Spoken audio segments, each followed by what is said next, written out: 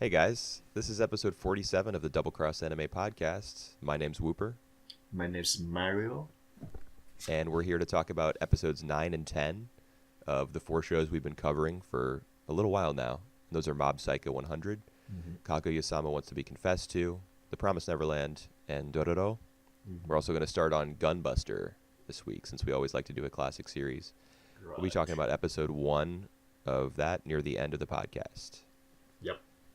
So which of those four seasonals that I mentioned should we start with, Mario? Whichever you feel like to talk about. All right, do you want to start with something good, something bad, Just maybe something in the middle. something in the middle? Okay. Well, how about we start with Dororo, because I really liked one of these episodes and I really didn't like one of the others. All right. I agree. We can start with Dororo, and I think I like these two episodes Okay. more than let's say like episode 8 or 7 of Dororo. Right. From what I remember, 7 and 8 were both kind of like Monster of the Week sort of Yep, episodes. I know that's right. 8 was the one with Saru, the kid, That's and right. that And like centipede monster. 7 is like the girl, the spider girl. Okay, that was 7. Yeah, that was Wow, 7, I think. that feels like months ago. I it guess it not. basically months ago. It's basically 3 weeks ago. Yeah. Okay. Well, yeah, these were a little bit more focused, I think, Mm-hmm. more impactful in terms of what they did for our major characters. Yeah, So that that's was that right. was helpful. I I Like I episode, go ahead. I think the two episodes they really nail it on how they're not about the monster of the week, but they more focus on the main characters, the recurrent characters, which Right. is good because we have something we can care about. Yeah, and I mean even episode 10 does have a quote unquote monster of the week in it, that giant crab thing. Mm-hmm. But it is also very focused on Tahomaru's character, Mm-hmm. as well as the general goings on in Daigo, his father's I don't know what you would call it, his province, his country, Yeah, his province. okay, yeah. So it was episode 10 out of these two. It was episode 10 that I liked. Episode 9 was the flashback to Dororo's past. Mm-hmm. Episode 10 was the one with the crab monster, and just a general focus on Tahomaru and Daigo, their family, with only like brief appearances from Yakimaru. All right. So which episode you said that you enjoy? 10, Right. 10 for sure. All right. Tell me more about that. Okay, well, I have a specific contrast that I want to make between these two episodes. All right. In episode 9, do you remember the scene where this is the one with the Dororo flashback, and Mm-hmm. there's a scene where his father raids. No, his father doesn't raid the camp. They are attacked. His father's camp is attacked by samurai, Mm-hmm. Mm-hmm. and at a certain point in that scene, very quickly after the combat happens, it cuts to a shot of a campfire Yep. and just a bunch of like translucent stills of people getting impaled by spears, or just like spears in their bodies and them dead or dying. Just still images of that like kind of scroll across the screen All in right. front of this fire. Mm-hmm. So we don't really see any of the combat. We don't see anybody fighting. If we do, Yep. it's just for a few seconds at the start before it cuts to this. All right. And it's like it looks totally unnatural because it's not as though these images are like taking up the entire screen. Mm-hmm. They're just floating. You can see through them to the campfire below. It's like they're on a separate plane.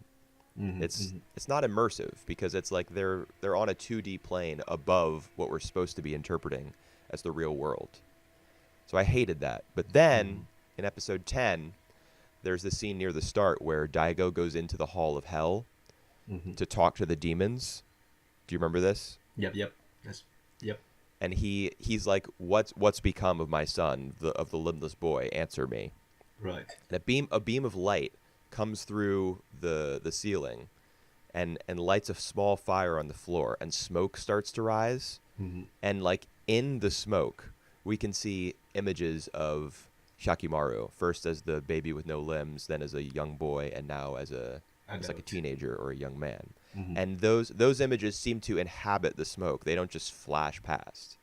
So Mhm. the difference between those two techniques is like night and day. Right. Right. And I felt like most of episode 9 was full of cost-cutting measures, whereas episode 10 went to greater pains to create a more lived-in experience. All right. That So that was was a a very long answer. well. That was a good point that you make. For me though, I actually enjoyed the aesthetic of episode 9 more than 10. For me though, like whenever Dodoro, the series, um, trying to restrain themselves with the visual. So like episode 9 and episode back back to episode 3, where it's Right. like everything is just like wash out color, and just like one color was the was the main the main colors, and in episode 9 it was red, as it Right. represent the blood and the sacrifice that everyone like being going through, especially Dodoro parents. So I really And also like the the idea, flowers. and also the flower. That's right. So I really like the idea, and I do think that they executed very well on that. Hmm. So yeah, for me, like the power of Dodoro the series is like how they restrain their visual in order to make it more symbolic and more powerful. You know, so I like it.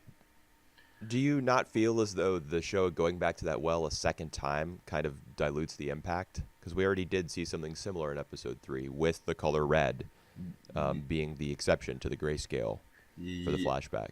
I actually think it's work for their benefits. Like To do it twice.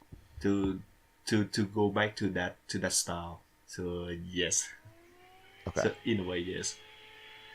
Story wise though, I would agree that episode 10, where it's focused more on uh he had he had Kimashu brothers, what's his name, Tohomaru, Tahomaru. is more interesting. Like it present the other side of of the characters. I still I think like story wise, episode 10 is stronger than episode 9.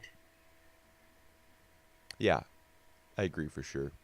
And Um, the particular reason for that for me is that it takes advantage of its split focus. all Like right. in Yep. past episodes, in episode 9, for example, it's all about Dororo's backstory. So we're stuck there.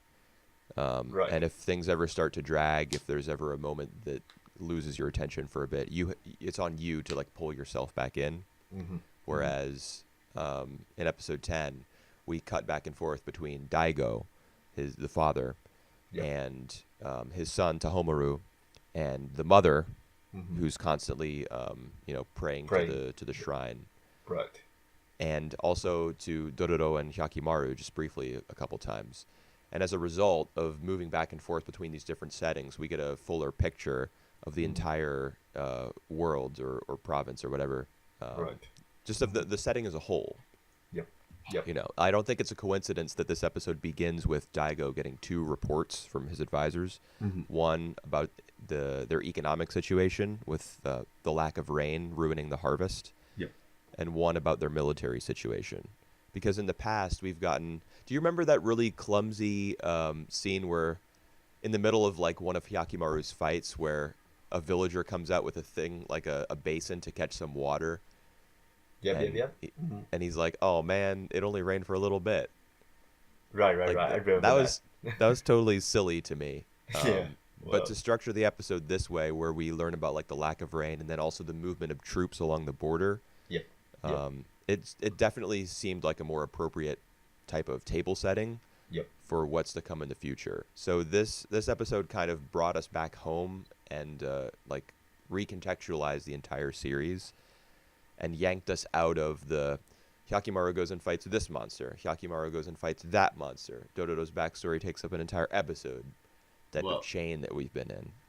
well, I definitely agree with that. And at one point in episode 10, I do wonder if Tahumaru kill the monster, will will get Himasu uh, take his body back? Right, I thought about that as well. And Did we we didn't did know. we get an answer to that? We didn't get the answer to that. Okay. Oh well, he's still the one who killed the monster though.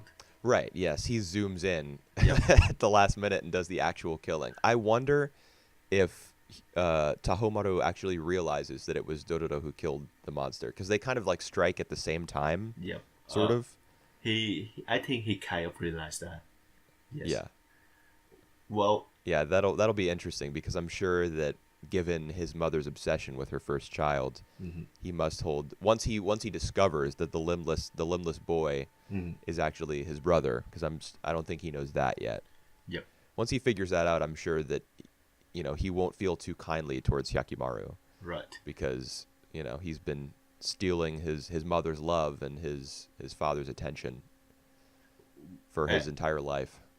that's right. And in addition to all the things that you said, I love the way that the main characters are present in such a deeper way. So we actually find out that Dololo, for example, is a girl. Right. It doesn't really affect the main story, or it doesn't really affect the chemistry between her and Hyakimaru. I still like it though. I still like the idea that like she pretend to be a boy. Right. She probably does that for her own safety. Yeah, that's right. I And I was waiting for that reveal to come, because I've known Really? that from the start. Yeah. You know that for the start. All right. Yeah, not because of anything that the show did, just Ah. like, from looking into the show, from Googling it, I knew that Dororo was a Oh. girl. Well, right. So I've been waiting and waiting to see how they would Reveal. handle that. And I was Yeah. pretty pleased with it, because it, like you said, it wasn't nobody's eyes bugged out of their head and Yep. they said, "You're a girl." It was just the truth of the matter was revealed, and Yep. it Hyakimaru, I mean, he can't say much, but since he judges people based on the color of their soul, Yep. that's not something that he would be concerned with. That's right. And in episode 10, we see we see the character Tahumaru, which I'm really glad that he isn't annoying, because with this kind of character, they tend to be annoying. He's on the other hand act like a hero in some others, like a main protagonist in other series, and I think that is a good thing. He brave. He can more than handle himself, but he's still a bit jealous of of the way of his lost brother, basically. Yeah. Mother attention, also. Yep. So Yeah, they did a good job of characterizing him. That's right. So there will be a lot more conflict that will come between him and the rest of the family members. Probably, yeah. I'm just thinking of the scene. Like there were two scenes with him that contrasted. I guess I'm using the word contrast again. Mm-hmm. The two that I'm thinking of were the scene where he asks Mukai, one of his servants, to lift him up onto his shoulders. Yep. So he can get a better view of the inlet where Yep. they might trap the crab. Mm-hmm. So there's an aspect of childishness to his Yep. character. Right. Probably as a result of the love and attention that he may not have gotten from his parents. Mm-hmm. But also, he's ruthless enough to capture one of his father's men and drug him Mm-hmm. in an attempt to get more information about, Yep. that baby and the midwife. Yep. That's And the guy bites his own tongue off in an effort not to tell him he tries to kill himself. And he's in that scene. He's seen as he has like a killer instinct, or he's ruthless. He's willing to do whatever it takes to achieve his ends. Yep. So there's, it seems like he has a bit of his father in him, but also he still has a bit of the child that he still is in him as well. Right. So he does seem to be a pretty rounded individual. Yep. So yes, hopefully, like I do expect another like encounter, or even like the fight between him and Hiyakimaru. Yeah. Still plenty of episodes left for that to happen, since this is two core. Is it like 24 episodes? Something like that. Yeah. Right. I think it is 24. Yep. So I don't know that I'm going to be interested in watching the second core, but if the spring season sucks, then maybe. it's not gonna happen. Like the next season gonna be awesome. Gonna be. They already pushed Chiharu season 3 back to fall, so that's one less thing I'm interested in watching. Well, we still have a lot of things you're gonna be enjoying out. Let's say Yeah. mix the manga. Sorry, mix I'm the actually- baseball. Yeah, I mean, that's I'm obviously pretty excited for that, but I'm actually not going to watch it until the entire thing is finished. Oh, come on. Nope. All right. Whatever you say, sir. I mean, if Cross Game is my favorite anime of all time, then I'm going to pick and choose how I watch, another series from the same creator. Right. All right. We can move on to the next shows, shall we? Sure. What would that be? Let pick another one in the middle. So I'm like The Promised thinking- Neverland or Kaguya? I'm thinking of Kaguya-sama. Okay. Yeah.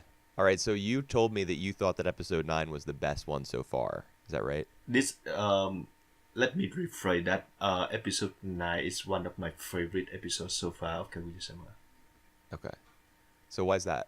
Because I think that's the I haven't read any of the comments, so just let that out of the way. I think that the plot that this is like a major plot point. That's what I think. Ah, Because like in episode 10 they still hanging about that plot point, and I feel like on these characters, on the main characters and even supporting characters, they do think that that contradict to their usual self, which is good, but it just say something more about them. Like Kaguya, when she gets sick, she will like her brain just stop functioning, so she see, actually be there's- like a baby. there's the rub for me. Yeah.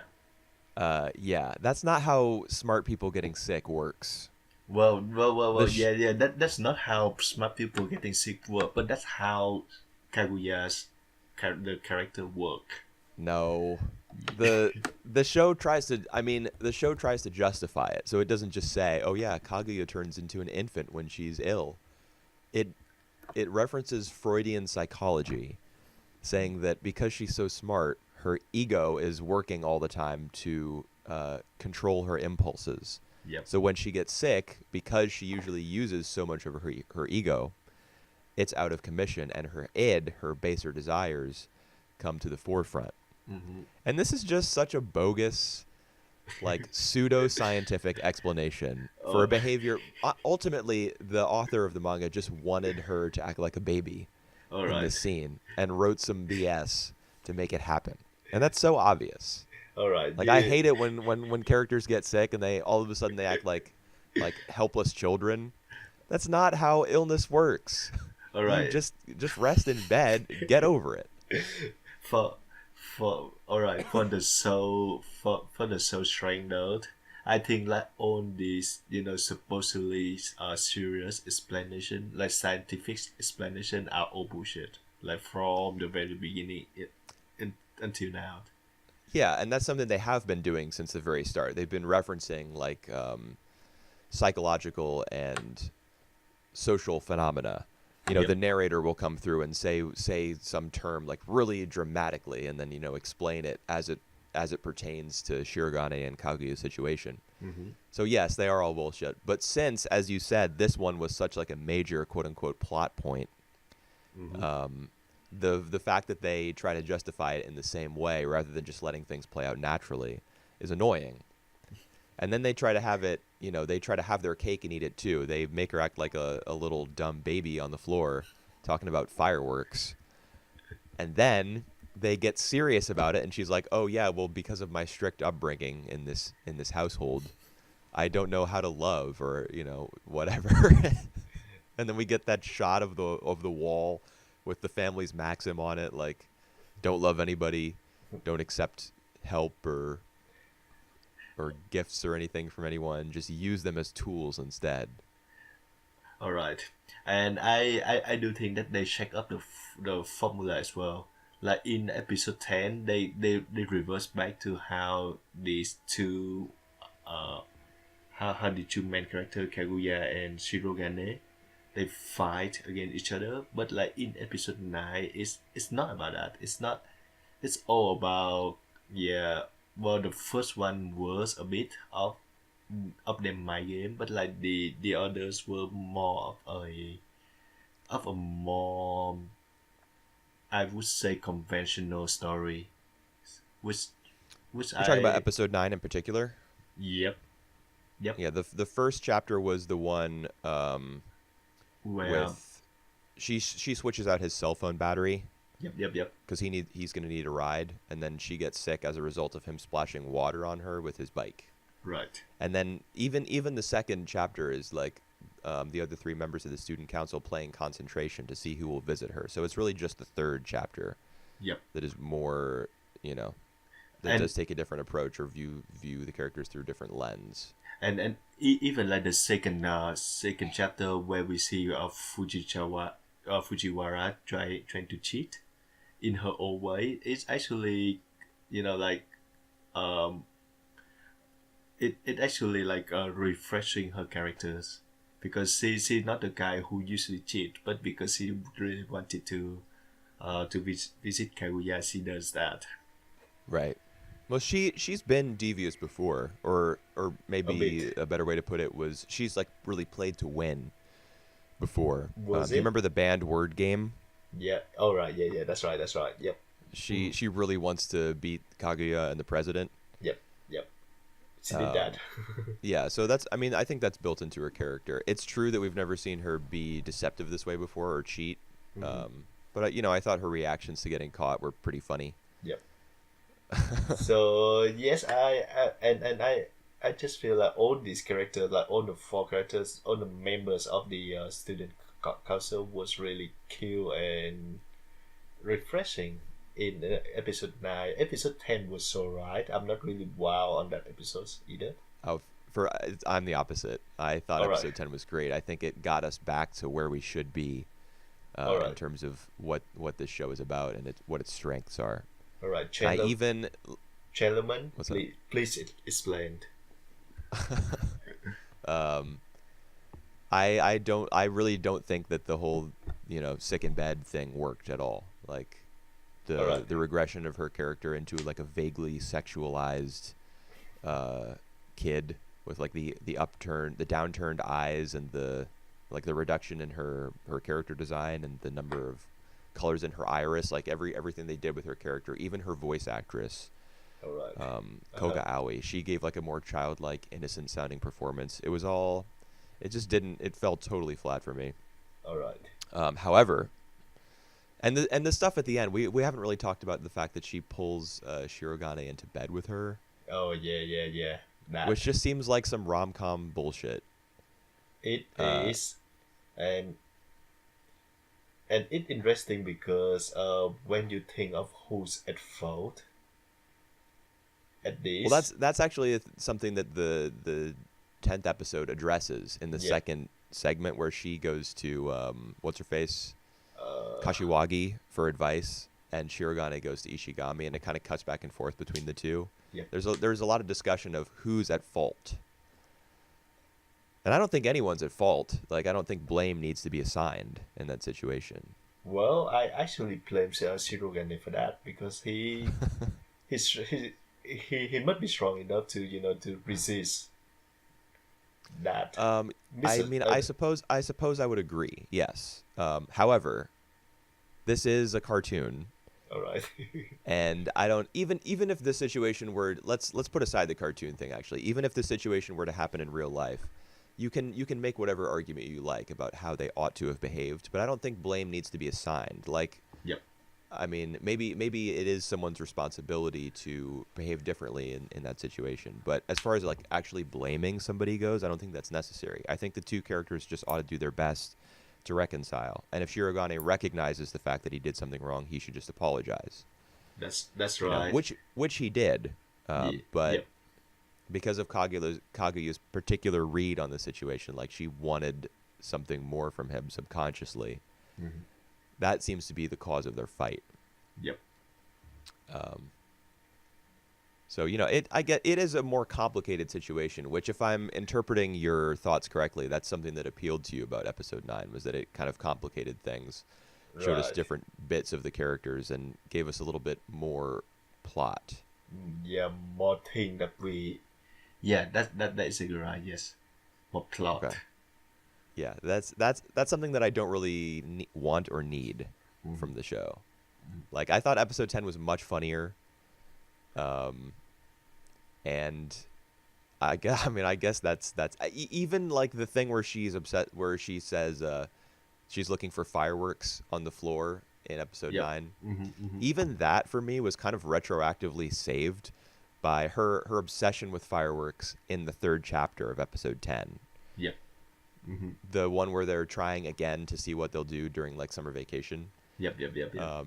And they kind of settle on the summer festival where there's going to be fireworks, and there's this really cute, I think well framed shot where it's like Fujiwara is up close, and then Kaguya kind of turns her head when she hears the word fireworks, and she like barges up close to the camera, kind of pushing Fujiwara out of the way, and there's fireworks going off in her eyes. Right. I thought that was really funny, and I was like, oh wow, okay, so I guess the whole thing with fireworks kind of makes sense now. She just loves fireworks. Yeah.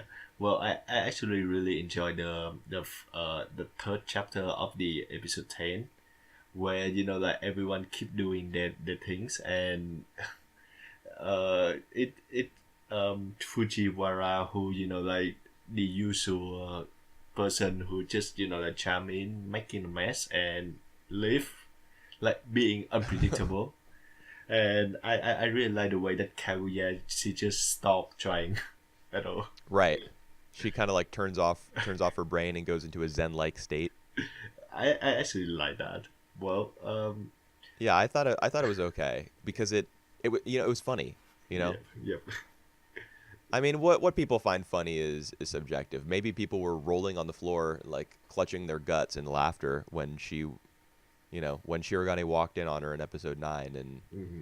she was on the floor with a bunch of crap strewn around her, looking for fireworks. Maybe that was the funniest thing ever for some people. Yep. And if it was, that's fine. But to me, episode 10 was clearly funnier. Like it was going for comedy Right. more than episode 9 was, and I think it succeeded. Well, because I think this one is the romantic comedy, the series, and episode 9 that they go more for romance, and episode 10 they go more for comedy. Yeah. Uh, And episode 10 feels a lot of the after effects of episode 9 because it was Right. such a like sort of plot heavy episode. that's right. So then there's the conflict between them at the start, and then there's the advice segment in the middle, and that's all still leaning on stuff that Same happened thing. in episode 9. Yeah, but I do feel as though it's funnier, and part of that has to do with like the direction and the way they represent the characters' emotions. For example, the rage marks on Kaguya and Shirogane's foreheads when they're angry with each other in the cake scene, Hmm. like they burst like balloons, and then the little scraps fall Yep. down to the ground. All right. It's a very like fun and cute and kind of memorable way of visualizing their anger. Yep. So it keeps things light, but it also lets you know how frustrated they are with one another. And even like the other member of the councils, Ishigami, I think he does a good job on the last two episodes. Yeah, me too. After not being too impressed with his character from his introduction, I do feel like he's integrated himself, or they've integrated him into the main cast a little bit better with Hmm. these two. I thought his the advice segment where he's like, Oh you yeah, know, where he's trash talking Kaguya indirectly. I thought that was pretty funny because his his voice like he cracked. His voice was cracking as he was talking about this, and it was clear that his own frustrations with like his the lack of romance in his life yeah, and with his inability to grasp women's behavior, that that's was right. all coming through as he was talking. And Yeah, he didn't realize it, even though he recognized probably that the president Shirogane was talking about himself. yep, yep. So his just the fact that he's such a hopeless nerd was used to good effect in this episode, I think. And it come back to the first segment of episode 10 as well, where he ate the cake, and he was so afraid that that he think that it's his fault, that the Right. other two having a fight, like they're having a fight for like an hour. Yeah. That was a really good gag. Yeah. I also liked the scene where he leaves to get Fujiwara, and then the image of her face, like surrounded by sunflowers, Yep. as though it's like a logo, kind of like zooms up. The camera zooms up to it, and it Mm. like passes by. It kind of reminded me of like a Warner Brothers cartoon, like Looney Tunes or something. All right. All right. Mm. So, in general, I think this episode was a little bit more cartoonish. You know, Yep. still respecting the characters for who they are and how their relationships are changing, but also more overtly funny. Yep. All right. Yeah. I agree. Do you have any other notes on the shows?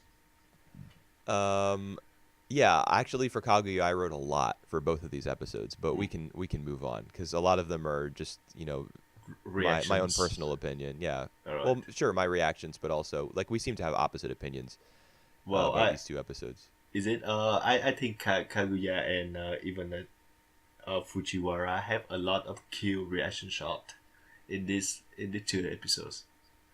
Yeah, that's true. They at the beginning of episode 10, there was this one moment where Kaguya is like, the narrator is explaining that she was mad at him for getting into bed with her, but she was also mad that he Yep. didn't even try anything. Mm-hmm. And that's she has this really really Cute. funny looking pout on her face with like Yeah. flames in the background behind her Right. as he's explaining that second bit, which was that was pretty pretty amusing. Golden. Yep. Yeah, that'll Right. probably be one of the screenshots that I pick for the blog post this week. Yep. It's a good shot. Yep. All right. So let we get into the other show. I think let's go with the good one. Mob Psycho. So Mob Psycho 100. Sure. I actually feel a bit let down in the first few minutes of episode 9 when it's revealed that like what we would have guessed. Yeah, I think we predicted, or Yep. yeah, the bodies were fake. Yeah, the body was fake. And then Um, bizarrely, he goes on a hunt through the city for a person with the specific power of creating fake bodies. That was right. really strange. Why wouldn't he look for the person who set the fire? No. So he was looking for the person who set the fire, and it wasn't dumbed out. They original went there to set the fire, I think, but then they failed. Yeah, because it was already on fire. Yeah. They went there to kill Mob, Right. but the house was already on fire when they got there. But I Right. mean, I specifically remember him sending out this like weird psychic pulse to Mhm. search the entire city for psychics because he was looking for the person who has the ability to make fake bodies. I just thought that was All right. like needlessly complicated. Yep. Well. It's very weird. Yeah. In general, I thought episode 9 was like packed full of new characters. We were introduced to like 15 new characters, and a bunch of older ones came back. All the Yep. members of Claw's 7th Division. It was honestly a headache for me. It is honestly the way that Mob Psycho 100 and even One Punch Man in that manners does when they introduce the characters. So they would introduce like one characters and make them as badass as possible, and then it turned out that when he fight to another insignificant opponent, the other one would be like way higher, way more skillful than the one we learned. And Yeah, it's just like go yeah, ahead. so I think they just repeat that formula for these two episodes, and basically this two episode is more action packed and less about like about mob, or they do a bit about mob. I actually really like the club, the senpais that The bodybuilding club. the bodybuilding club that go out of their way to protect mob. Yeah, that was nice. That was in episode 10. Yep, that's right. Um, but the only reason we were able to get what happened in episode 10, I mean, first of all, you mentioned that Mob, there's less of a focus on Mob. That's because he's asleep. That's right. He falls asleep after entering his like question mark mode, and so he's out of commission for For some of episode 9 and an most of entire- episode 10. Yep, that's right. And so that puts the spotlight on all the other characters, of which there are like dozens. We're supposed to keep track of tons of different factions, characters both new and old. And I mean, the show does put their names up on screen. Yep. But it's still a lot of new faces to get a grasp on, and a lot of people to characterize. And I don't think the show totally succeeds with everybody. I mean, some people to me are just blank slates. Yeah. Still. I don't think so either. I still like how Regan he catch up with all that. So like all the character that we already know for and care for, they was doing fine, but like there's like a whole bunch of the characters that I'm not sure if I care for them. If like it feel like if they just appear for that, for an episode or two, and then they will be gone for after this act is done. So I don't think that I have any reason to care for them.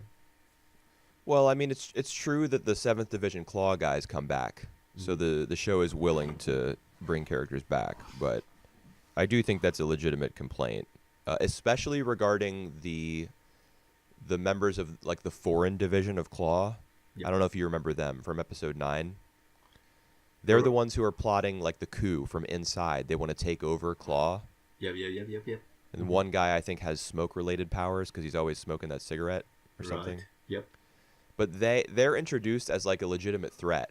We get a lot of attention paid to them near the start of episode 9. And then it turns out that the only reason we were shown them at all or were introduced to them is just so that they can get blown the fuck out Yep. by the Ultimate 5. Yep. That's right. They're essentially just pawns that the show uses to demonstrate how much stronger all these like knights and bishops and rooks are. That's right. That's my point. So like I'm pretty sure that all these character that you just said, you just mentioned, we don't see about them anymore, and I learned like next to nothing about these Ultimate 5, except for their quirk. Well, yeah, that's true. We did see a lot more of the Ultimate 5 in episode 10.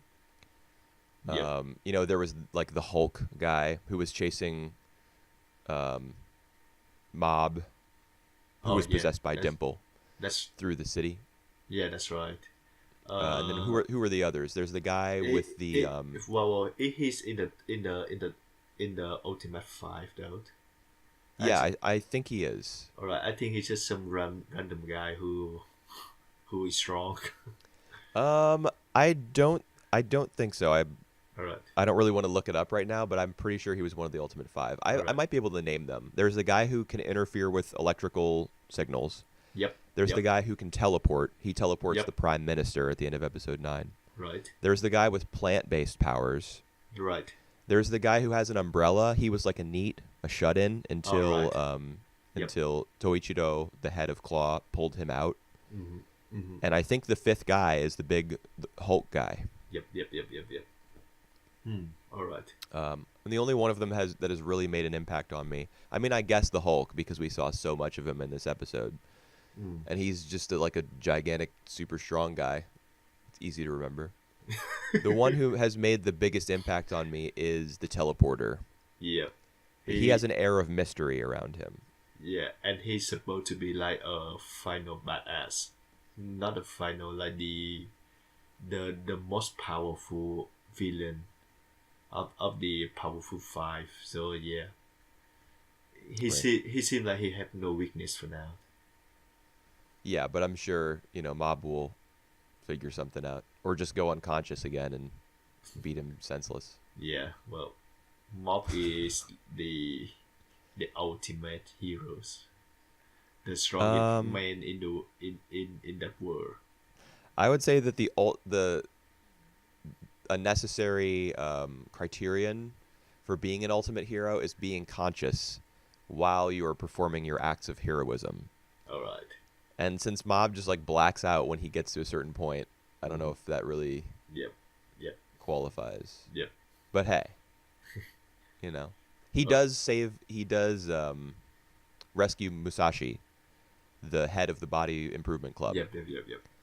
He comes to, and then he just like flings the Hulk into a cement crater Mm-hmm. Mm-hmm. with one finger, basically. Yep. So yeah, I think these last two episodes, Mob the series does what Mob does, just like action, a lot of fighting, save the world, all Well, this stuff. I I don't actually, know. yep, go I don't go know if you go. can really say that these two episodes are doing what Mob does, because for the first 8 episodes of this season, which is a big chunk of time, All it right, hasn't been about this at all. all right. But if you see Mob Psycho, like the first season of Mob Psycho, there are a lot of this. Even in the first season of Mob Psycho, it's really just the second half of the show when they Where infiltrate Claw's base that is dominated by combat. Yeah. So yeah, and this one they have to do with claw as well. So I think it's just like one of the variation of mobs where the action and like all these villains come into full force. It's more like My Hero Academia or even Yeah, One Punch Man for me. I was just thinking about My Hero Academia because there does seem to be like a sort of League of Villains thing going on with Mm. Claw, all their different divisions. Yep. Um, and that to me that's disappointing, honestly. I mean, I liked episode 10 a lot. I think it looked great. Hmm. I specifically remember one cut where the Hulk guy is like he jumps out of a window like what is the context? Dimple possesses Mob's body and jumps out a window in order to Oh get yeah. away from him. Yep. Yep. And Yep. then the Hulk guy like jumps out the window and he like surfs down the outside of a building Hmm. and like rock and glass are just being like shredded on either side of his body and flying away as he comes down towards the camera, Hmm. which is like racing down to ground level. It just looked so crazy. Yep. Like I don't know who I imagine that somebody animated that scene solo. Mm. Whoever it was, just I don't know, Thumbs like up. three weeks of their life probably went into that 5 second scene. Right. Well, But it was worth it. yeah, you know, Mob Psycho 100, their production is just top notch. I have like absolutely little to no complaint about their production quality. Yeah, it does. It always looks good. Yep. And there's lots of people, who are more knowledgeable than I am who talk about how the schedule of the production specifically Is it is good? is really is really good. Yeah, like they start work, months and months in advance, Phew. and they have everything laid out really nicely so everybody knows their responsibilities, and then the Mhm. episodes are always delivered well before their air date. Well, So somebody at Bones really loves this series. yep. It That's the bottom shows. line. Yeah, it Yeah. it shows like we can totally see that. Yeah, although the story is not always the stories aren't always what I'd like them to be. Right. Well, But it's on the other hand, it's hard to find fault with it just because it does look so good, Yep. and the people seem to love it so much, like they love the characters and everything. So Let's just say that it go to more shonen trend. yeah, but I really am not a big shonen fan. I'm not either, and I think like when it go to that shonen trend, it's more it become more regular. It become more ordinary.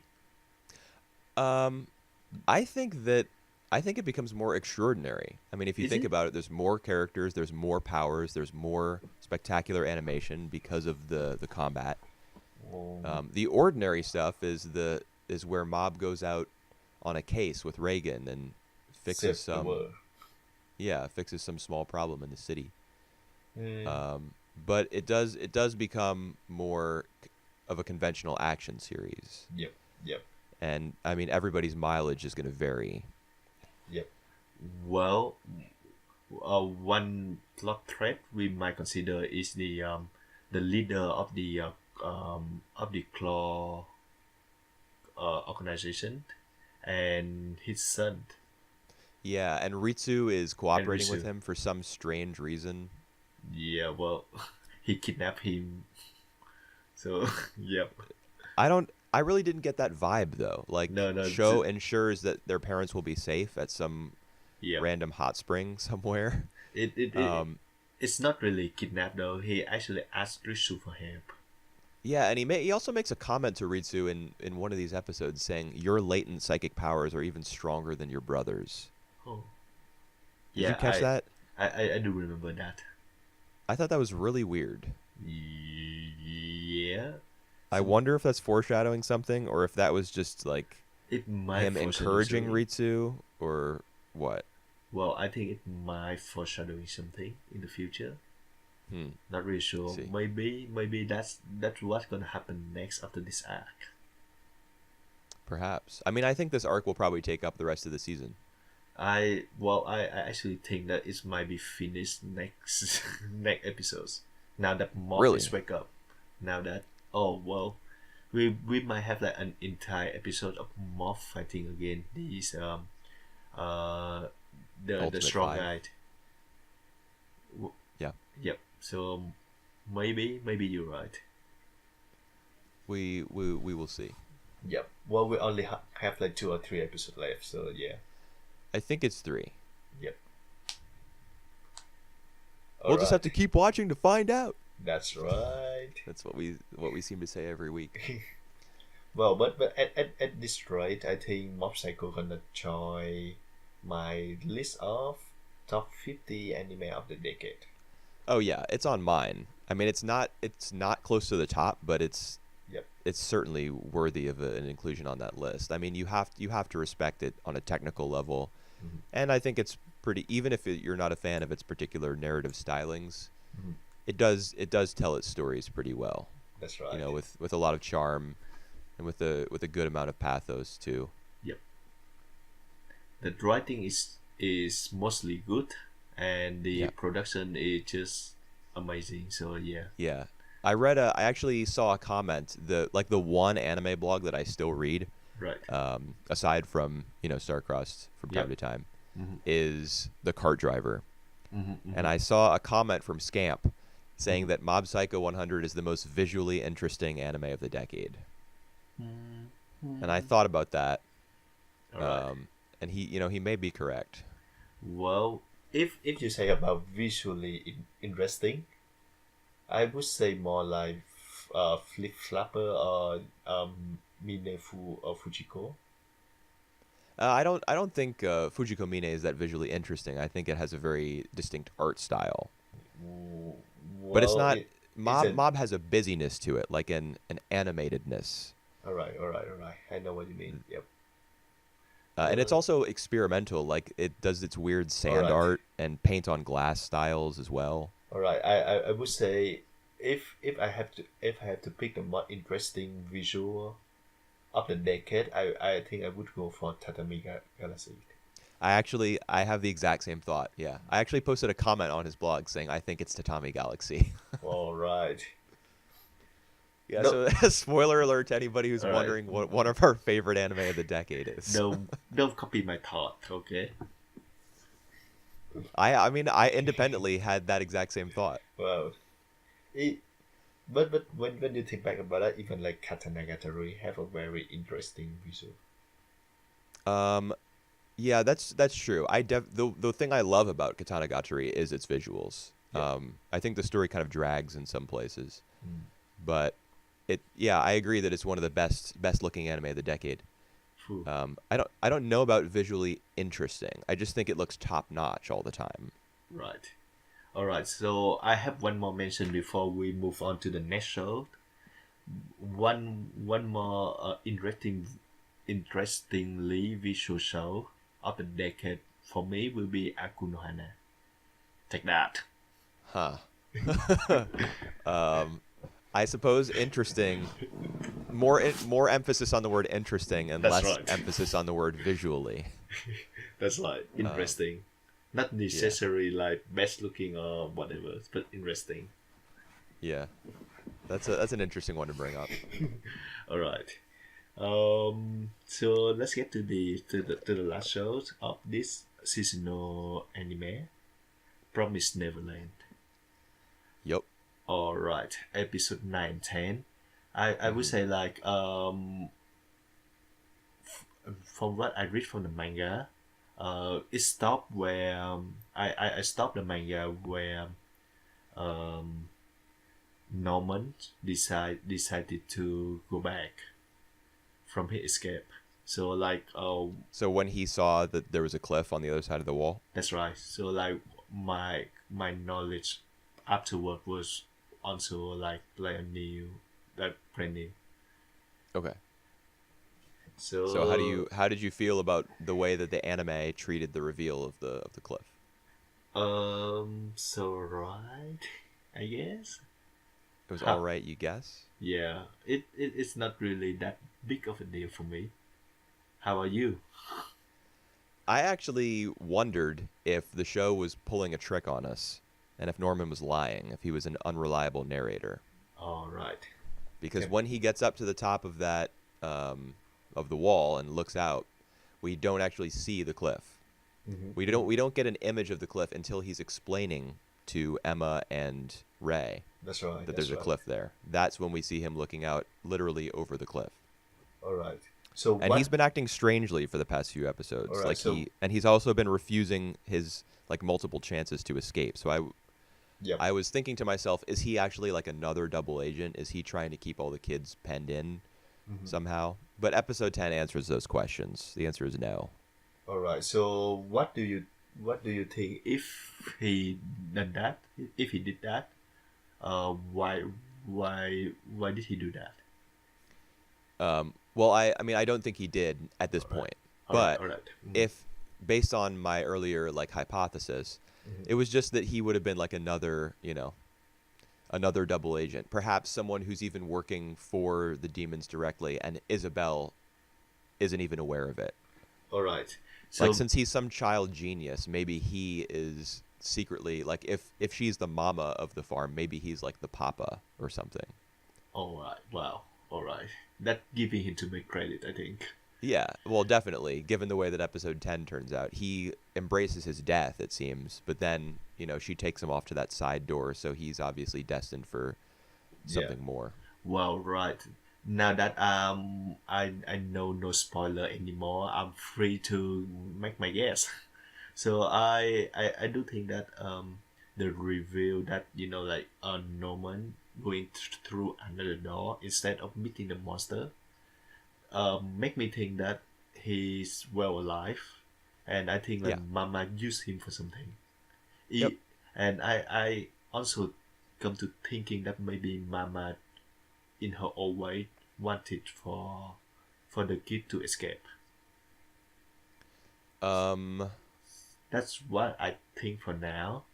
Yeah. Go ahead. Not really sure how that's gonna span out, but I'm feeling that Mama Isabella have been actually very easy on them. especially when you see how the episode 10 and 10 does an annoying like effort for you remember like the track the device who can disable the tracker. Yeah. They keep focusing on that and to like annoying amount of time, and like Isabella didn't even notice this. So I Yeah. do think that she didn't notice, but she just like she wanted to help them, so she No, didn't do anything with that. I don't agree. All right. I think that they've just reached the stage in the series where they need the characters to break out. And Right. so this Hit the tracking bottom. device is necessary for that to happen. Right. And so they're, the author has just decided, well, Isabella's not going to see it. It's just going to be a major, Yep. it's Yep. necessary for the escape. And so it's going to So be, there's supposed to be like some tension surrounding that device because it's like they're, just as much as a piece of rope or a necessary diversion, it's also something that's crucial for their success and their survival. So we're Right. supposed to feel whenever the show is focusing on it, we're supposed to get more involved. But that kind of ended up backfiring for me. I actually hated all of episode 10. all right. Like every second I was like, I don't want to, this is so tiresome and stupid. All right. Like when All the stuff with all the like attempted emotion that they're trying to bring out between the characters because Norman's about Yep. to go die, and Yep. the flashback to the cup string. I mean, it's a cute concept. Yep. The kids communicating via the cup telephone and stuff. Yep. And Ray being like super dark and not wanting to see Emo. Norman off, and Yep. yeah, and then the two of them like pretending that they're all depressed and stuff after he disappears when really they've been plotting their escape, like a second escape the whole time. I wasn't caught unaware by like any of these developments Yep. because they're the main characters, like they have to escape. That's right. I don't know. Uh, There's no tension in this show for me whatsoever. Right. So what do you think about their chemistry? So like you said you just hated all this stuff about Norman's going to die and about Emma, like trying to help him during that time, and about Roy feeling, emo. How Yeah. how you feel about like their chemistry together? Well, here's my issue. What do we really know about them? Nothing actually. Well, we We just know we know we that. know a little bit about who is it? We know a little bit about Ray, I think, All because right. he didn't undergo infantile amnesia and he has memories from when he was a fetus. Did you Is that actually pick the up on term? this? All right. Is I watched Crunchyroll subs all right. Yeah. via via horrible subs. So it literally said on screen, "I have memories from when I was a fetus." Yep. He said that. Yes. Is that actually the fact? Is that actually uh uh like a thing that can happen in real life? Oh, Because you I mean don't is think that a so. real? I have no idea, dude. Mm, I mean, I would assume so. y- There's 7 billion people on Earth, and some people have like two heads, and some people are born with no legs Yep. and Yep. stuff. You have to figure that. I mean, nobody's brain is really that well formed when they're a fetus, but there is a brain. Yep. So there's probably people on record who can distinctly remember stuff. I don't know, like external stimuli. A lot of people play music for their baby. Yep. Yep. Yep. There might be somebody who like specifically recalls hearing music Mm. without the ability to see, Right. perhaps. Right. Mm-hmm. I don't know. Whether or not it's a real thing, that's one of the few things that we know about any of these three characters is that bit of information about Ray. Because I mean, they're all blank slates. They're all orphans. Mm-hmm. They all have lived in this exact same like sort of idyllic and pristine environment with the same routine. The main thing we know about them is that they're all like little child geniuses with high test scores. Mm-hmm. and Emma loves everybody and wants everybody to be saved. Yeah. They just don't seem to have a lot of like, I don't know, Like personality to them, background. or yeah, they just don't seem to exist as anything apart from characters who need to escape. Well, they actually try to portray them as like three different personality. So Roy is more like cold heart, calculated. Emma is more like acting based more on her feeling, and Norman is more even more calculated. So Yeah, he yeah, does seem to be. they try to do that angle instead of establish their backgrounds. And I would say though that at this point I don't see much of the difference between their characters. Okay. I mean, I would say that I see the differences, but I don't really feel them. Yep, yep. Okay. Like, Well, agree. Emma's the one who wants everybody to be saved, and Ray's the one who says, "Let's just take ourselves." Hmm. And maybe part of my issue is stemming from the very early episodes where there's kind of a breakdown in communication between the three of them. Yep. Emma and Norman learn about the demons, and of course Ray already knows, Hmm. but he hasn't let on yet. Hmm. And they tell him, and there's an argument between Emma and Ray about what they're going to do with all the other kids. Hmm. And Norman just kind of quickly resolves it by saying, "Oh, I'm in love with Emma, so I'm on her side." Yep. And the conflict doesn't go any further than that, really. I mean, there's still some tension between Ray and Norman, but a lot of it is like swept under the rug. Uh, if that conflict had gone a little bit farther, maybe, and given us more of an opportunity to see how the characters react when they're pushed Yep. to their extremes, Yep. then maybe I would care a little bit more about whether they escape. But it didn't, so I don't. Yeah, I would love to see more of that rather than like Don or Hugh that Don doing his scenes. Yeah, Just Don and Gilda just being kind of useless. supporting characters. Support. Yeah. I mean, I guess I'm curious about what's gonna happen with Norman, Yep. um, but not really. Like if a meteor fell from the sky and hit whatever city this series is produced in. I don't know. This is Ye- what studio's doing this again? ITP. No, it's not PA work. It's A1 Pictures. A1 Pictures. Yeah. Yeah. Um, is it? Yep. A1 Okay. Picture. Yep. Wherever A1 Pictures is huge, so I assume they have multiple studios. But whichever studio Oh, is sorry. putting out. It's not A1 Picture. It's Cloverwork, which is Oh, that's basically. right, Cloverworks. Yep. Yeah, but they spun off from A1. Yeah, that's didn't they? right. Yeah. Yeah. So wherever Cloverworks studio is located, let's say it's located in Tokyo. I don't know if Mhm. that's true, but let's just say it is. Yep. If a meteor falls on Tokyo, and we get no more Promise Neverland, Mm-hmm. I really don't care. All right, that harsh. All right. I mean, you- I would feel sad, for the families of people who lost loved ones and stuff, and I would hope that the city enacts a swift plan to recover as soon as possible. But as far as this anime goes, that's no big loss for anybody. you make your point across. They also produced one of the most popular anime of last year, Yeah, Darling in the Franxx. and and Benigo Senpai. Oh, Cloverworks did that too. Yep. Oh my God, this is just like a trio of mediocrity.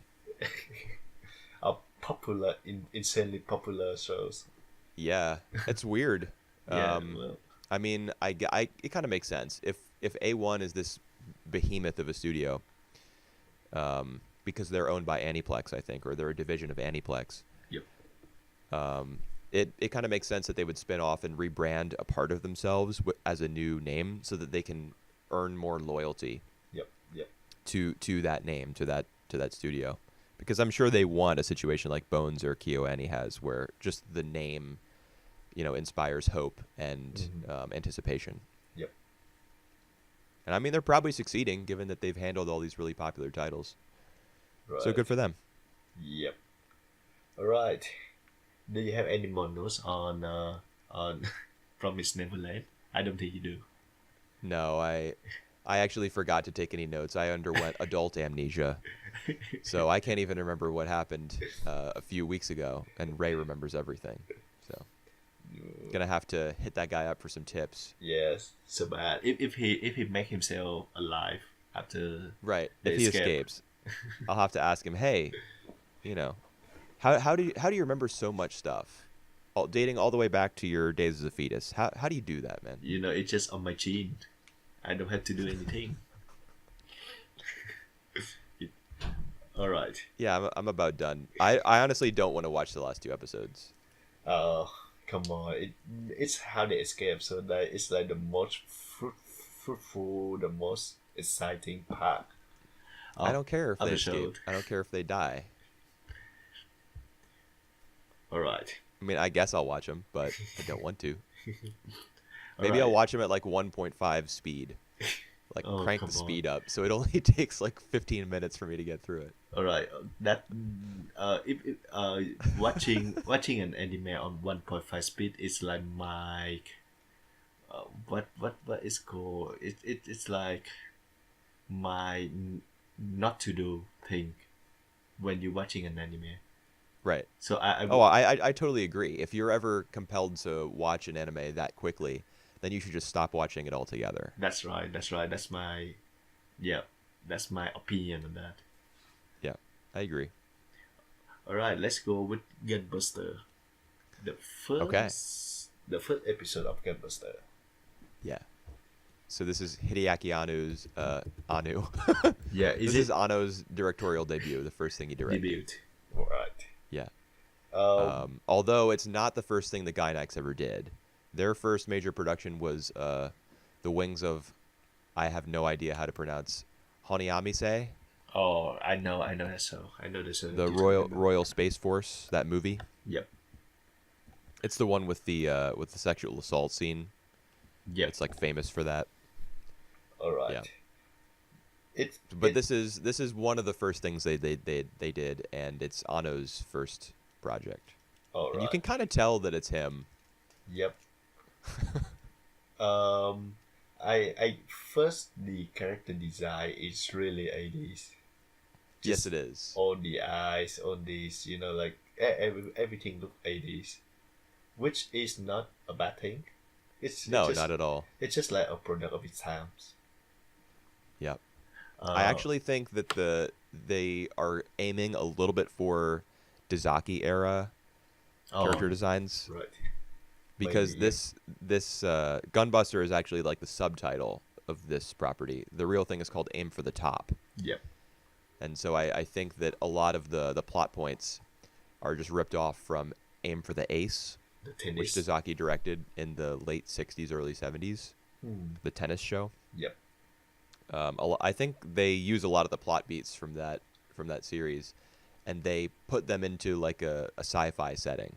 All right. According to Wikipedia, which we should all trust it.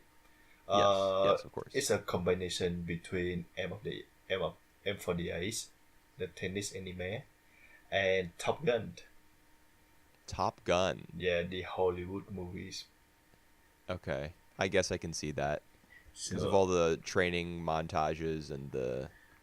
all right. Can Yeah. you explain me one thing though? Why only makeup robots doing sit up? Yeah, that's And one of the push up. things. Yeah, yeah. So I think what people get out of Gunbuster probably has to, like, your enjoyment of it will hinge on whether you think it's camp or not. Right. It And I think it is. it is. I think it's totally campy and self-aware. all right. Yeah. So how And- about do you agree with that or not? I do agree with that. How else do these robots have to do push up and sit up? Yeah, that was the thing that tipped me off. But I can see like oh like some of Anno's like usual style and motif based on this first episode. Like What are those? he been very obsessed with like telling the story based on the characters that is the chosen one. This girl Yeah, see yeah, the chosen one as well, and she feels scared because she think that she isn't qualified to be like the co-pilot the co-pilot. yeah. That's So actually Shinji from yep, Evangelion. that's He's right. also the chosen one, and he doesn't want to pilot the robot. And He and doesn't think that he can do it. and even Nadia, she is the chosen one, and she had to, like she firstly she accepted that, but yeah, so that the whole thing about the chosen one. Yep, that's true. I didn't make that connection. That's a good point. Um, yep, and with all the robots and stuff, and I do Yeah, think that mecha focus. the sensei, the coach, he does a very poor job of like explaining why he chose the girl. Yeah, the coach was actually the biggest issue that I had with this episode Right. because he's new. Like, it's not as though he's been their coach. He's established as their new coach in Yep. this episode, and he immediately becomes like the almost the central figure far too quickly. Mhm. Everyone comes to him and Yep. with their problems. Like the main girl, she's like, why did you put me in this position? It's cruel. And the upperclassman, who's like the second best, Mm-hmm. who gets in that fight at the end, she also approaches the coach and says, "Why didn't you pick me?" Yep. And even the star pupil with the blue hair, I don't know anyone's names. The really beautiful girl with the blue hair and the ponytail, I think her she name goes is to the coach and she's like, "I strongly recommend that you not put this new girl on the mission to space." So everyone, like, he is at the center of everything that's going on. Everyone's like, "Let's go, explain yourself." And it didn't really work out for me. all right. I think the beautiful name, her name is Kazumi, and the first name Kazumi, and the girl Yeah. is Noriko. Um. Yeah, So I see that. I see that here. Yeah, I just pulled up the My Anime List thing with, all with right. all the characters' names, Yep. so I got that.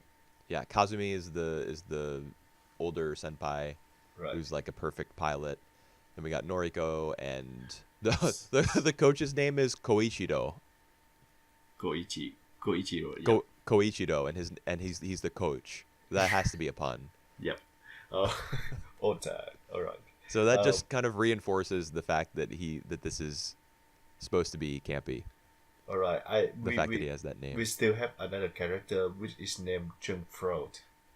So it's gonna Right. be yeah. Oh, I see that. Yeah. Well, that makes sense because Ano is totally fixated on psychology That's right. in, That's right. in all of his works. So yeah, if you think about this, the whole show as a campy, it is camp or not. It is planned on the plot beat that it is established so far because the beat is very predictable, and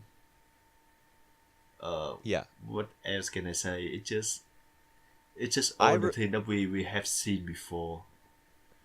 Yeah. It's Well, I it's mean, more fun. part of that is because Gunbuster is how old is it? It's more than 30 years old. Yep. It's 32 years old, 31 31. at this point. Yep. So even Gunbuster is working based on tropes that were established in previous properties, Mm-hmm. Mm-hmm. like really hot-blooded, manly Hollywood flicks like Top Gun. Even Yep. though I don't know how, by modern standards, I don't know if a lot of people would describe Top Gun that way. Right. And then the themes of like rivalry between girls Yep. in Aim for the Ace. It's drawing on a bunch of stuff that came before. Mm-hmm. But even so, this thing's 30 years old, and a lot of mecha series, and even maybe like cute girl series. Mhm. Because it struck me as I was watching this. Is this the first ever cute girls doing cute things It's show? it's not gonna be the first one. I I I would say so, What's but the first? I have no idea. I would think more along the line with the Rose of a Sale, like many of the shoujo anime that come before that. Well, that's not really what I'm saying. I mean, Rose of Versailles is highly dramatic. Yeah. Um, All right. So you mean more of like slice of life? not, yeah, kind of, Yep. kind Yep. of. But like, I assume that Gunbuster is going to get more dramatic as we go on because Anno always has to get into his little depressive phase Yep. with everything that he directs. Mhm.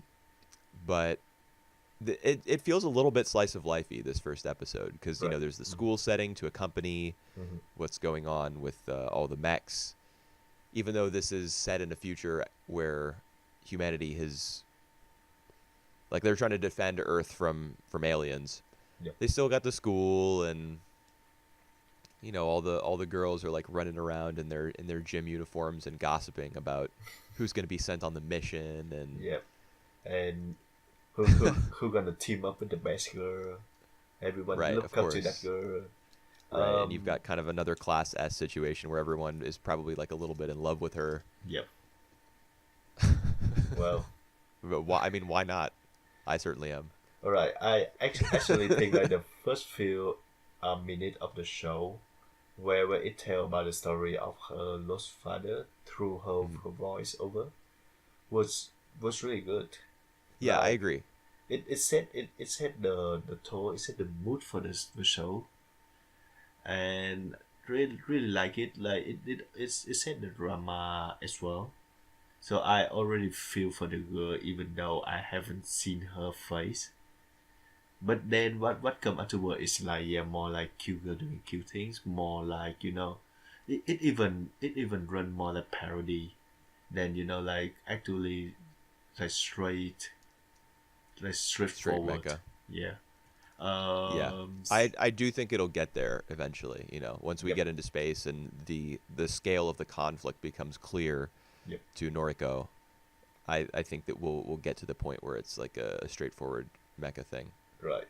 But if I have to compare like the first episodes of Gunbuster to any other first episode of Anno have done before, like Nadia and Ivachi, um and Evangelion. yep, I would say that this is my least favorite episodes. What happened in Nadia's first episode? Uh, It's the one. There's like a fair, or no? There's an airplane flying contest, right? that's right, and Before then airplanes exist, so they're like flying machines. that's right, and then he meet Nadia like on top of the tower or something. And Yeah, she and she's do being pursued by the Grandis gang. Was that their name? that's right, and she do the jumping. Yes. Yeah. Yeah, I do think that Nadia's first episode was pretty good. So this was also probably my of those three. I mean, I've also seen His and Her Circumstances by Ano, Oh right, and yep, I recommend that anyone listening to this right now go and watch that because it's really really good. and it unfinished. Was it? Kind of. It stopped like in the middle of the story, I think. Yeah, it didn't adapt the entire manga, and also there was a production issue in the middle that left the last 6 episodes or so kind of lackluster. Yep. I'm sure you remember watching Nadia getting to those fillers. Yep. It's even worse in in Even worse. His and Her Circumstances. All right. Yeah, but all the stuff that I've seen from him, this is probably my least favorite premiere. Which But honestly, I'm so far removed from its original airing. yep, yep, Well, I mean, to be fair, Nadia is also like 29 years old, and it held the bulk of Nadia holds up pretty well. right. It's So set for maybe the I'm filler episodes. right. Maybe I'm just not that into how campy it is, but really, I think it was more just how straightforward the story structure is, whether or not it was self-aware, and I do think that it was. The fact that the coach like barges into the episode and act so aloof and mysterious, foreshadowing their departure into space, it kind of hamstrings a lot of the stuff that's still going on Earth. So And I think there was an issue with the way the episode was structured, perhaps, well, or and just with the function that his character played. and even like the title of the first episode, I don't think they take it very seriously. What was the title? The title is Shock. Big Sister and I are going to be pilot together. Question mark. That just reminds me of like conventional anime titling. Yeah, well, Have you like every episode of Pokemon is always like, shock. Pikachu is defeated. right. They're all like that. They have the little exclamatory bit at the beginning, and then there's like a question at the end about, oh, how is this episode going to turn out? Even that might be like a send up of anime tropes or trends, or Right. that might be an intentional thing. So, yep. Um. Yep, but What it, else you got to say about no, not Gunbuster? Anything? nothing. I just say like it's just the very beginning, the very setup. So like the last 5 episodes, I think, like maybe the next one we will see like what the main plot is about, what they have Do you to think the fight father for. is? Sorry. Yeah, I agree. The scale of the conflict should become clear pretty soon. Yep. Do I think the father alive? I don't think so. Right. You do or don't? No, I don't. I don't. Okay. I do. All right. Because Ano loves to have characters confront their parents. Huh, that's a good one. I do think that he died of something terrible, and this girl gonna learn that lesson very soon. Okay. Yeah. Like she might she might get into a situation where she's going to die from the same cause or the same enemy. Right. And I think the coach experienced that, so that's why He has a scar. yeah, he knows something. Of course, he knows something. Yeah. I do, based on what I know about Gurren Lagann and its influences, Yep. I'm fairly sure that the way Gunbuster is going to go is it's going to like spiral into bigger and bigger conflicts as time goes on. Like we won't just get into space and then there will be a bunch of episodes of battles. I think that it's going to ramp up continuously as it goes, because that's what Gurren Lagann did.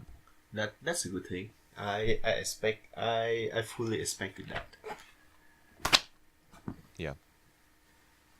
I do. One thing I want to mention really fast is that the sound design is not very good. Is it? Yeah, but I think that's a problem that a lot of older anime share, is that things are not mixed properly. Sometimes the music is too quiet. Sometimes the characters' voices are not totally audible. There's the general hiss in the background from the recording process. Yep. I don't think it sounds great, but I don't even know if that's necessarily something that I'd need to bring up, because older anime are not going to be as technically polished. That's That's right. to be expected. Yep. I do like, especially for the sound that you just said, and except for the design that look really 80s. I'm alright with the visual. I alright with the amount of animation. It's not like the smoothie thing that I have seen, but it's alright. Yeah, I think it looks pretty good. Yep.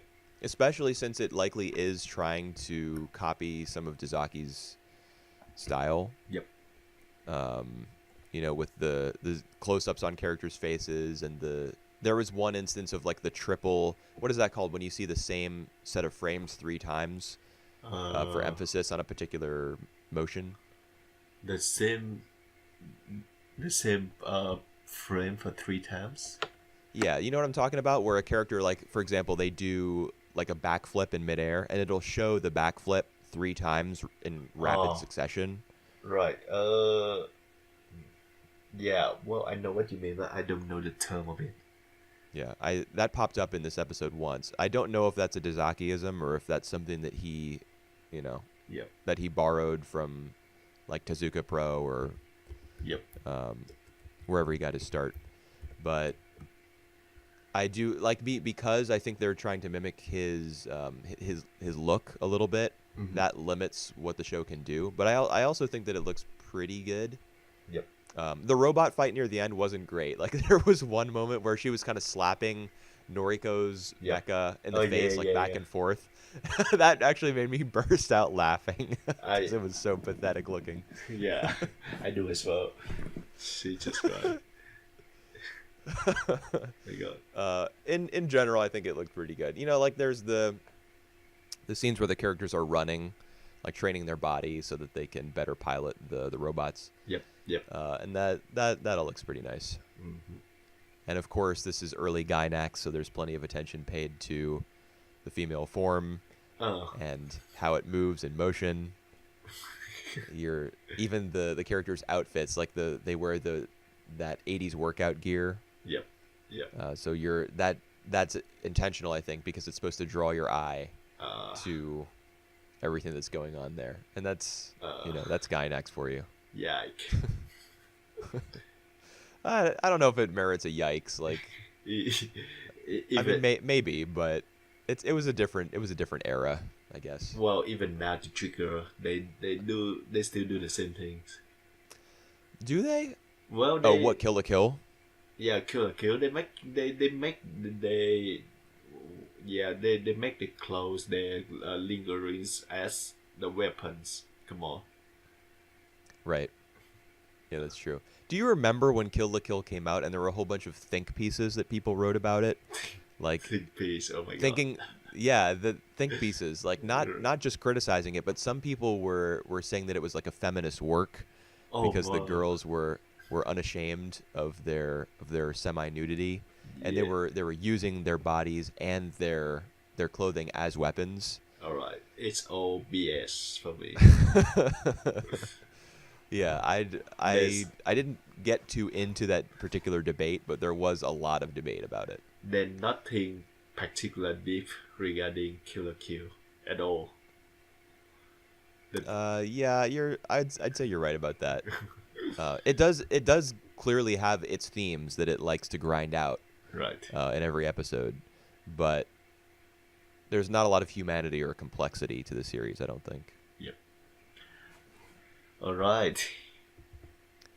I'm pretty much done talking about Gunbuster. Do you have any final thoughts about it, or? No, it's alright. I did say that it's my it's my least favorite Anno's first episodes of all the shows that I've watched so far, but it doesn't mean that it's bad or anything.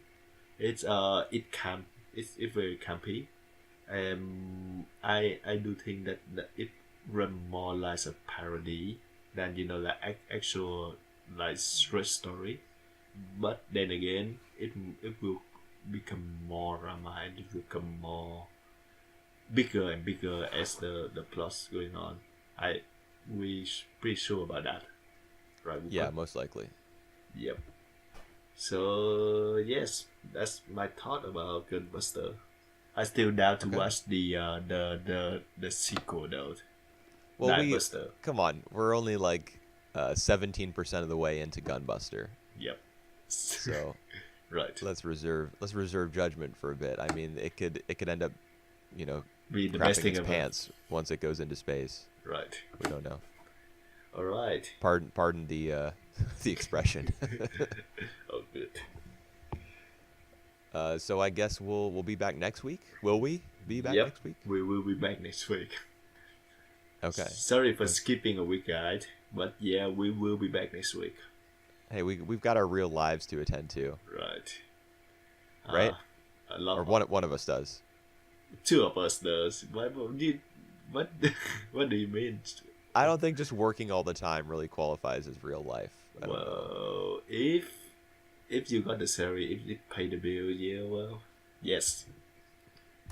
I'm staying alive. So I can keep watching more anime for the people. For the people, that's right. We are the people. All right. No, they're the people, the listeners. All right. Doing this for the people. See you guys next week. Okay. Take care, everybody. Tune in. Thank you.